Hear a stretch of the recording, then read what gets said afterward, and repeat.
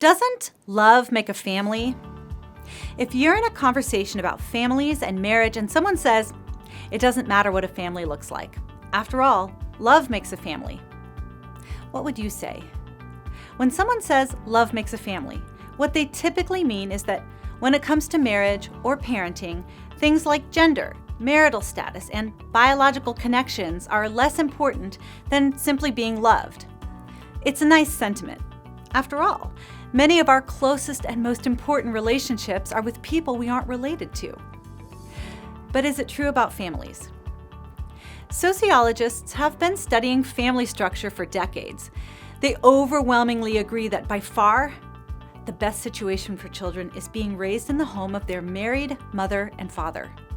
That means three things: gender matters, biology matters, and marriage matters. First, gender matters. So different are the ways that men and women interact with children that many sociologists say that there's no such thing as parenting. There's only mothering and fathering. From the way they communicate, to the way that they play, to how they discipline, men and women offer distinct and complementary benefits to children. There are heroic single parents out there, but they face major challenges because the other parent is gone. When one parent is missing, the father, for example, children fall into almost predictable negative patterns. Fathering encourages independence. Mothering encourages emotional security. Men don't mother. Women don't father. Kids need both. Second, biology matters. Kids don't just need any adults, they need their parents.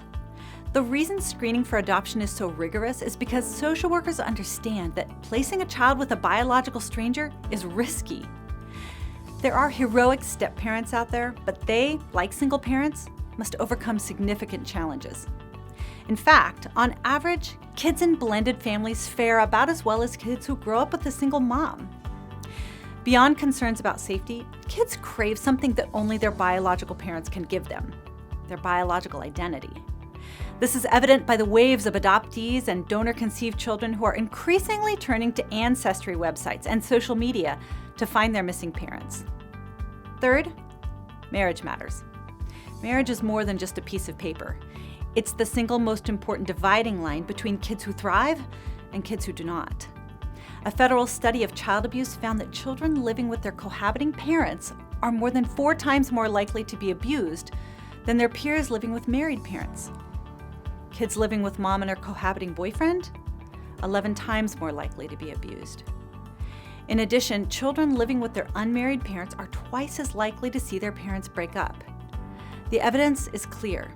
Stability matters for kids, and marriage seems to bring it to the lives of children in a way that nothing else can. But there's more.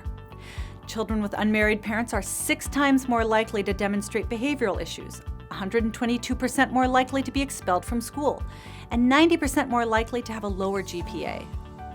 Children with unmarried parents are also twice as likely to live in poverty. Our lived experience likely tells the same story. We either greatly benefited from the love of our mother and father, or we suffered because we missed out on one or both. Of course, the ideal is not always possible.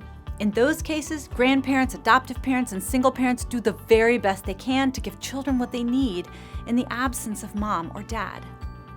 So let's not let a slogan get in the way of what's really best for kids. When it comes to family, love matters. But when it comes to what's best for children, that's not all that matters. Let's review. Next time someone tells you that family structure doesn't really matter and love is what makes a family, remember these 3 things. Gender matters. Kids don't need parents, they need a mother and father. Biology matters. Kids do best when connected to their biological mother and father. Marriage matters. It's not just a piece of paper. It represents security and stability for kids. For What Would You Say? I'm Katie Faust. If you like this video, let us know below. If you want to make sure that you see the next one, hit subscribe. To help keep these videos coming and free to the whole world, chip in below.